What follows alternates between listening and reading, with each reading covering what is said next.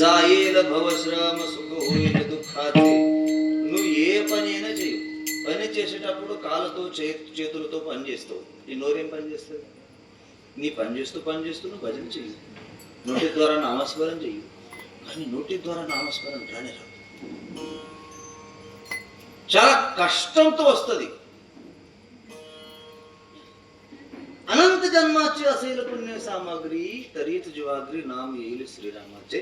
అంటే ఎన్నో జన్మాంతరంలో పుణ్యం మనం జమ చేసి మన దగ్గర మన ఖాతాలో పెట్టుకుంటే ఎప్పుడో ఒకసారి రామా అని నోటికి పేరు వస్తుందంట. లేకపోతే పుణ్యం లేకపోతే పేరు రాని రాదు. దేవుడు మనకి ఎప్పుడు ఇష్టం అనిపిస్తుంది, దేవుడి మీద ఎప్పుడు ప్రేమ కొడుతుంది మనకు, మనం చేసినటువంటి పుణ్యం, ఆ పుణ్యం మనకు ఫలితం ఇవ్వడానికి ఎదురుగా వచ్చి నిలబడితే మనం రోజు అంటాం అభంగం బహుత పుణ్యం చేస్తే గాని భగవాన్ పరమాత్మది నామస్మరణ నోటికి రాదంటాం. మరి మన ముఖ్యమైనటువంటి ధర్మం ఏంటంటే భజన చేయడమే మన భజన చేయాలంటే ఏమేమి ఉండాలి? గుడి ఉండాలి, గుడిలో దేవుడు ఉండాలి, మన మెడలో మాల ఉండాలి, మొదట నా బొట్టు ఉండాలి, ఇంటి ముంగట తులసి మాల ఉండాలి, తులసి చెట్టు ఉండాలి, పొట్టంలో ఆవు ఉండాలి, మనం హిందూ అయి పుట్టాలి. అసలు భజన చేయడానికి కులంతో మతంతో సంబంధమే లేదు. మరి నీకు విషయం చెప్పాలా, తుకోబారాయ్ స్పష్టంగా చెప్పారు ఏమని, యాతాయాతి ధర్మ నాహి విష్ణుదాస. ఇంకొక ప్రమాణం చెప్తా, తుకామనే నాహి జాతి సవే చాడు. అంటే భజన చేయడానికి కులం అవసరమే లేదు. ఏ కులానికి చెందినటువంటి వాడైనా సరే, ఏ మతానికి చెందినటువంటి వాడైనా సరే, ఎవరైనా సరే భజన చేసుకోవచ్చు. కబీర్ మహారాజ్ భజన చేయాల, ముస్లిం సమాజంలో జన్మం తీసుకున్నటువంటి వాడు. మన వార్కరీ సాంప్రదాయంలో ముఖ్యంగా 265 మంది సంత మహాత్ములు పుట్టారు. ఎంతమంది? 266 మంది. అందులో దాదు పింజారి, అన్గడ్ షా ఫకీర్, లతీఫ్ ముసల్మాన్ వాళ్ళ యొక్క అభంగాల సకల సంత గాథాలు ఉన్నాయి. కబీర్ మహారాజ్ దోహాలు మనం పాడుతూ ఉంటాం.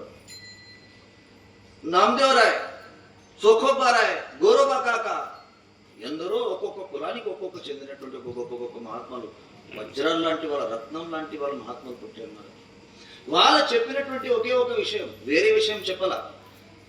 భజన చేయండి, భజన మాత్రమే చేయండి. మీరు సంసారం చేస్తారో ఏం చేస్తారో ఇక మీ ఇష్టం, కానీ భజన మాత్రం మానదు.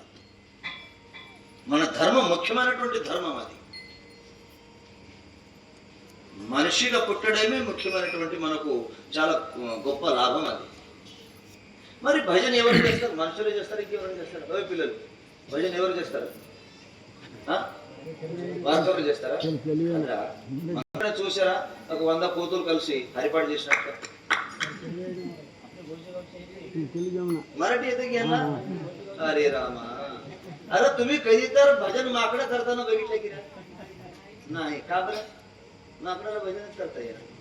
अन्न करणारे कोण राहतात? भजन माणसं, न भजन करणारे माणसं. बर, असू दे. आता तुमच्या कामाचं कीर्तन नाही आहे. तुम्हाला मराठी, फक्त मराठीत येते, तुम्हाला काही तेलुगू येईल.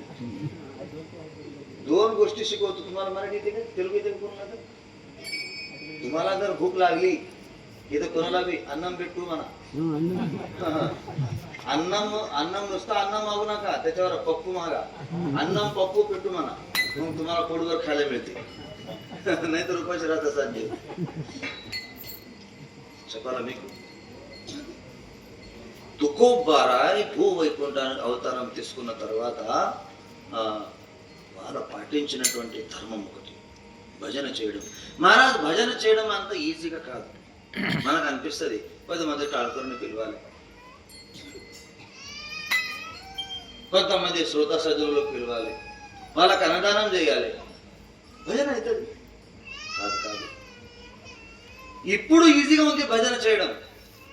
కానీ భజన పరంపర నిలబెట్టడానికి తుక్కుబరే పడ్డటువంటి కష్టం అంత ఇంత కాదు.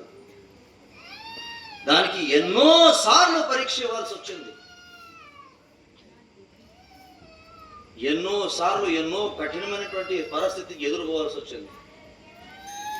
భజన నిలబెట్టడం అంత ఈజీగా కాదు. ఇప్పుడు ఈ పెద్ద మనుషులకు మా సంజయ్ రెడ్డి పటేల్కి అడగండి, కిషన్ రెడ్డి పటేల్కి అడగండి. వాళ్ళు నిన్న మొన్నటి నుంచి భజన చేస్తలేరు, ఇప్పటి నుంచో భజన చేస్తున్నారు. ఇప్పుడైతే అన్ని సాధనాలు మనకు ఉపలబ్ధి ఉన్నాయి, అంత వాతావరణం అనుకూలంగా ఉంది. బోర్న వర్షం పడ్డప్పుడు మొక్కలంతా బురదలో వాళ్ళు నడుచుకుంటూ పోయి భజన చేశారు. శ్రీ గురు గజేంద్ర మహారాజ్ వెనకాల పోయి తిరగడానికి సాధనాలు లేవు, బండ్లు లేవు, కార్లు లేవు, ఏమి లేవు. అప్పుడు నడుచుకుంటూ పోయి భజన చేసేవారు, ఎడ్ల బండ్లలో పోయి భజన చేసేవారు. ఇప్పుడు అన్నదానం పెట్టినా పైసలు ఇచ్చినా నడరామర భజన చేయడానికి ఏమో ఈరోజు బాగా ఎండలో తిరిగినా ఇక జర ఎటెటో ఉంది ఇక రాను అంటే. కానీ వాళ్ళ కోసం ఒక స్పెషల్ ప్రమాణం తుక్కుబారే రాశారు. ఊర్లో సప్తా నడుస్తున్నాక, సప్తా ఎన్ని రోజులు చేస్తారు? వారం రోజులే కదా పండుగ ఇది. ఊర్లో సప్తా నడవంగా ఒంట్లో ఓపిక ఉన్నాగా ఒకవేళ సప్తా కాడికి భజన కాడికి పోకపోతే తుక్కుబారు ఏం చెప్పారు తెలుసా అతని గురించి? తుకామణే త్యాచే కాష్ట హతపాయ కీర్తన నవదాయ హరిచియ. ఏం చెప్పారు? అతని కాళ్ళ చేతులు కావురా, అతని కాళ్ళ చేతులు కట్టెలు ఉన్నాయి. ఎందుకు? ఒంట్లో ఓపిక ఉంది. కీర్తనల కోసం తర్వాత నిద్ర రాదు, వినబుద్ధి అవుతుంది, చెవులు మంచిగా ఉన్నాయి, కళ్ళు మంచిగా ఉన్నాయి, భజన చేయడానికి నోరు మంచిగా ఉన్నాయి, చేతులు పడుకోలేవు, చప్పట్లు కొట్టగలుగుతాడు. కానీ మంచాన పడుకున్నాడు. అక్క సప్త నడుస్తున్న ఊళ్ళో ఎవరికి తప్పు పట్టి మాట్లాడతలే నేను. కాకపోతే తుక్కుబారాయ్ మనకు నేర్పినటువంటి ధర్మం ఇదే ఒకటే. నేను ఈ రోజు దాదాపుగా 370 కిలోమీటర్లు తిరిగిన. వస్తాను అని అది కూడా నాకు తెలియదు. కీర్తన సురువు చేయడానికి ఎందుకు లేట్ అయింది? మాట ఇచ్చిన తర్వాత ఖచ్చితంగా పోవాలి. మాట ఇస్తామా? అక్కడ ఏమైనా జరగండి. ఇంటి నుంచి 7:30 బయలుదేరిన. ఇక్కడ ఎన్ని గంటలకు వచ్చిన? 8:30 గంటలకు వచ్చిన. 70 కిలోమీటర్ ఇంత స్పీడ్గా వచ్చిన. ఎందుకు? మాట ఇచ్చిన. మన ధర్మం అది. మన ధర్మమే మనం కాపాడితే బాగుంటుంది. మనమే ధర్మం తప్పిపోతే ఇంక ఇతరులు ఇట్లా ఏ విధంగా అంటే ఆ విధంగా ఉంటారు. తుకోబరాయ్ స్వయంగా భజన నిలబెట్టడానికి ప్రయత్నం చేశారు. చాలా మందికి చెప్పారు, రండి భజన చేయండి, రండి భజన చేయండి, నామస్మరణ చేయండి, మీరు బాగవుతారు. మీ దగ్గర జమ అయినటువంటి పాపం పటపంచలైపోతుంది, పాపం కాలిపోతుంది. కాదు పాపం పారిపోతుంది. ఎందుకు? ఎప్పుడు? భజన చేస్తేనే. భజన చేయకపోతే మన సంత అడిగే బాబా ఏం చెప్పారు? ప్రతి ఒక్క బ్యాంకులో అకౌంట్ ఓపెన్ చేసి బాగా డబ్బు సంపాదించి బ్యాంకులో ఏమని చెప్పాలా? ఏం చెప్పారు? నీ దగ్గర ఉన్నటువంటి ధనంలో ఎంతో కొంత ధనం వాళ్ళు కూడా తీసుకున్నారు. చారణ. ప్రతి ఒక్కరి దగ్గర చారణ 5 పైసలు 3 పైసలు జమ చేసుకుని ఊరు పోయి ఊరు స్వచ్ఛత అభియాన్, స్వచ్ఛ భారత్ ఇప్పుడు వచ్చింది. కానీ గాడిగ బాబా సొంత చేతిలో చీపిరి కట్ట తీసుకుని ఊరు వాడ గల్లి వాళ్ళు కూర్చారు. పొద్దుందాకా ఊరంతా క్లీన్ చేయాలి, మోరీలు క్లీన్ చేయాలి, గటార్లు క్లీన్ చేయాలి. రాత్రి 10 మందిని కూర్చొని పెట్టి భజన చేయాలి. ఏ భజన? గోపాల గోపాల దేవకి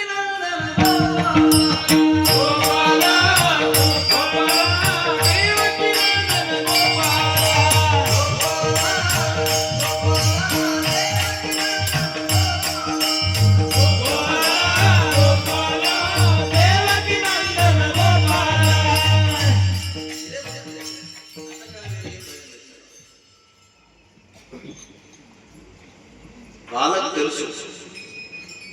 మరి ఆ విధంగా మందితోని భజన చేపించేటప్పుడు కూడా అందరు మంచిగా అనలేదు. పిక్చర్ పని లేదు, పట్టలేదు. ఇప్పుడు మాకు కూడా మంచిగా అంటారు అనుకుంటున్నారా? లేదు. ఊరు తిరుగుతారా వీళ్ళు? పని లేదు, పాట లేదు, ఊరు తిరుగుతారు. దేనికోసం తిరుగుతాం? మా ఇంట్లో తిండి దొరకదా? ఏమైందిరా నాన్న? కూర్చో, నీకు జోక్ చెప్పన్నా, చాక్లెట్ ఇవ్వాలి. కూర్చో నాన్న, కూర్చో. 7 వరకు చాలా కష్టం ఉంది. మరి అప్పుడప్పుడు ఈ భజనది పరీక్ష కూడా ఇవ్వాల్సి వస్తుంది.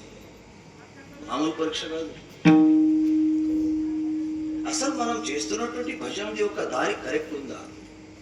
మనం పట్టుకున్నటువంటి మార్గం కరెక్ట్ ఉందా? అప్పుడప్పుడు పరీక్ష, చాలా కఠినమైన పరీక్ష. పంజాబ్ లో జ్ఞానోపారాయతో పాటు నామదేరే వెళ్ళారు. తీర్థయాత్ర చేస్తూ చేస్తూ చేస్తూ పంజాబ్కు చేరారు. అక్కడ ఒక రాజు ఉండే, ముస్లిం ధర్మానికి చెందినటువంటి రాజు. అక్కడ ఆయన అక్బర్ అనే పేరు ఉండే. బహుశా क्या भजन लगाया रे तुमने, बंद करो भजन. भजन बंद जी पीछे कहा है तुम्हारा खुदा? అప్పుడు ఆయన అన్నాడు, నామా तू भी झूठा रे तेरा खुदा झूठा रे, क्या गमाले तबला बाजे वो भी झूठा रे. నామదరేకేమన్నాడు, నువ్వు కూడా అబద్ధమే, నీ భజన అబద్ధమే, ఓ నువ్వు దొంగవే, నీ దేవుడు కూడా దొంగ. ఇక్కడ నేను కోపం వచ్చింది. నువ్వు నన్ను అంటే ఏమని అనొచ్చు, నేను దేవుణ్ణి తిట్టడం నాకు నచ్చలేదు.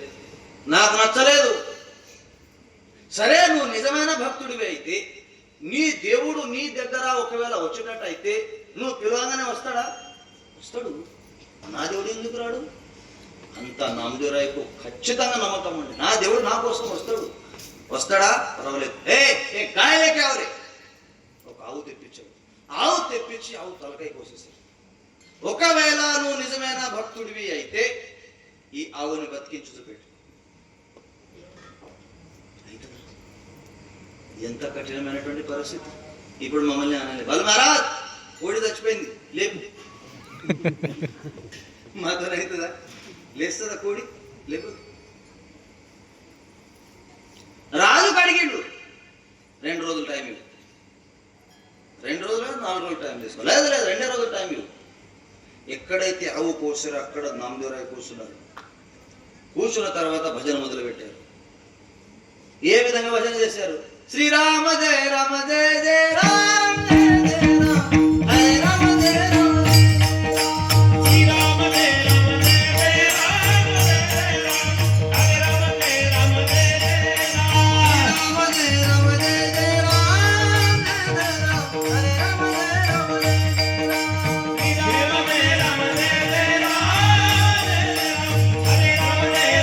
జయ జయ రామ జయ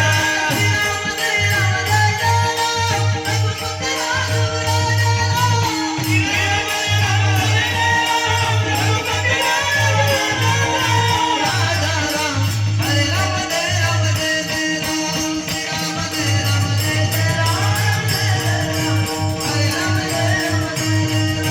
శ్రీరామ జయ రామ జయ జయ రామ హరే రామ జయ రామ జయ జయ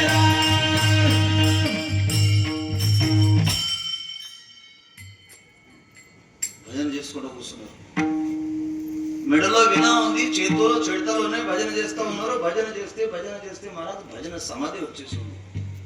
24 గంటలు అయిపోయింది. 24 గంటల్లో అసలు ఆహారం లేదు, నిద్ర లేదు, కనీసం పచ్చి గంగం ఉంటలేదు, నీళ్లు కూడా తాగడం లేదు. 2వ రోజు ఉదయానికి వచ్చింది. 2వ రోజు ఉదయానికి వచ్చి నామదేవరాయకు జర బాధ అనిపించింది.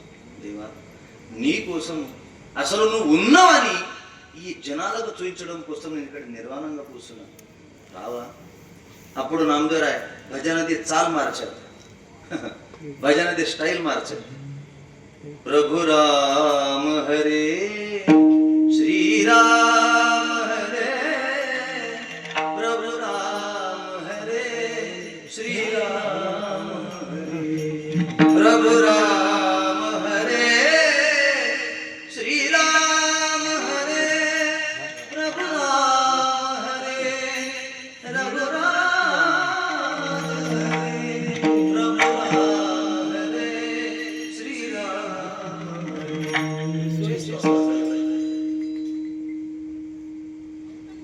ఇంకా 24 గంటలు అయిపోయింది.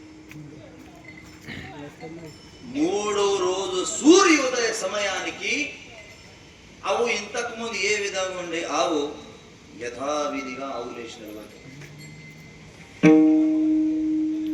ఆవు లేచి నిలబడిన తర్వాత నామదేవరాయకి ఎక్కడ లేని ఆనందం వచ్చింది. చూడు రాజా, చూడు, నా దేవుడు ఉన్నాడా లేడా, నా దేవుడు ఉన్నాడా లేడా, ఆవు బతికిందా లేదా, నువ్వు చంపినావే బతికింది, చూడు రాజా చూడు. రాజాకు ఆశ్చర్యం అనిపించింది, కానీ నామదేవరాయ మళ్ళీ బాధపడ్డాడు. పక్కన పరమాత్మ నిలబడ్డాడు. ఏ నాన్న నీకు సంతోషంగా అనిపించలేదా? సంతోషంగా అనిపించలేదా నీకు? నేను అవ బతికించాను నీకోసం. పండర్పూర్ నుంచి పంజాబ్కి వచ్చిన, పర్వాలేదు వచ్చినావు, కానీ పండర్పూర్ నుంచి పంజాబ్కి రావడానికి నీకు 2 రోజులు పట్టిందా? ఒక గజేంద్ర నామకు ఒక ఏనుగుకు నక్ర నామకు ఒక మొసలి పట్టుకుంటే హా బోలే లక్ష్మి తీ బోలే గజరాజ్ హత్తి అనడానికి ఎంత సమయం పడుతుందో అంతే సమయంలో 1/2 సెకండ్లో అక్కడికి వచ్చేసినావు. నా కోసం 2 రోజులు పట్టిందా నీకు? నామా నా పని ఏముంటదంటే భక్తుల యొక్క కోరిక పూర్తిగా జాగ్రత్తగా నెరవేరే బాధ్యత నాది. నువ్వు ఏమన్నావు రాజుకు? 2 రోజులు టైం అడిగావు, బరాబర్ 2 రోజుల టైం తర్వాత నేను వచ్చేసి. నాదేం తప్పు ఉంది? ఇప్పుడే బతికిస్తానన్నప్పుడు నేను అప్పుడే బతికిచ్చేస్తుంది. మహారాజు ఆ విధంగా తన భజన మీద, తన భక్తి మీద, తన దేవుడి మీద అంత ఖచ్చితమైనటువంటి నమ్మకం ఉండి తీరాల్సిందే. మనకు రోజుకు దేవుడు కావాలి. నమ్మకం లేదు మన దేవుడి మీద నమ్మకం ఉందా? మనకేం తక్కువ పడుతుంది? రాముడు మనకు అండదండగా ఉన్నప్పుడు తక్కువేమి మనకు? రాముడు ఒక్కడుండు వరకు ఉందా లేదా? తెలుగు పద్యం ఇది నాకు సరిగా రాదు, తెలుగు భాషనే రాదు, ఏదో విని నేర్చుకున్న భాష. రాముడు ఒక్కడు మనకు అండదండగా ఉన్నప్పుడు మనకేంటి భయం? ఆంజనేయ స్వామి ఉన్నప్పుడు మనకేంటి భయం? మనకు అంత విశ్వాసం ఉండదు. నడుమకొక తైతు ఏదో మహారాజ్ దగ్గర పోయిన తర్వాత ఆయన అదే టోపీ వేసుకొని కూర్చుంటాడు, ఆయన తై తీసుకొస్తాడు, గిడ ఒక తైది కట్టుకుంటాడు, మెడల తులసిమాల ఉన్నాక ఇంకా రుద్రాక్షమాల వేసుకుంటాడు. పర్వాలేదు 2 మంది. 3వ మాల తెల్లటి స్ఫటికమణి మాల వేసుకుంటాడు. 4వ మాల ఏదో నల్లమాల చిన్నదానికి ఏమో పేరు వచ్చింది, కరుంగుళి మాలనా? ఈ 10 ఏళ్ల కింద ఉండేనా? మరి ఇప్పుడు ఎక్కడికి వెళ్ళి పుట్టింది కరుంగుళి మాల? మనకు ఒక అలవాటు అయిపోయింది. టీవీలో అడ్వర్టైజ్మెంట్ వచ్చిందా మనం మోసపోతాం. ప్రతిరోజు కొత్త అడ్వర్టైజ్మెంట్ వస్తుంది. మహారాజ్ ఒక యంత్రం తయారు చేసామండి, మీ గురించి తయారు చేసామండి, చాలా అద్భుతంగా ఉంటుందండి, లక్ష్మి మీ ఇంటికి పొరుగున వస్తుందండి చెప్తాడు. దేంట్లో? టీవీలో. ఈ నంబర్కు మీరు మిస్ కాల్ ఇస్తే చాలు. మా ఊళ్ళో అతను అట్లనే మిస్ కాల్ ఇచ్చాడు, 5 లక్షలు దొబ్బిని. అంటే అరే ఆ దేవుడే మన ఊర్లో గుళ్ళు ఉంటాడు కదా, అతను ముంగట సాక్షాత్ పోయి నిలబడి భజన చేస్తే సరిపోదా? సరిపోతుంది. కానీ అంత నమ్మకం మనకు ఉండదు. ఎందుకు? మనమే ఎక్కడో ఒక చోట ధర్మం తప్పుతున్నాం, అంత విశ్వాసం తప్పుతున్నాం మనం. విశ్వాసం ఉంటే తన స్వామి మీద కూడా సత్తా చేయగలుగుతాడు. విశ్వాసితో కరి స్వామి వరి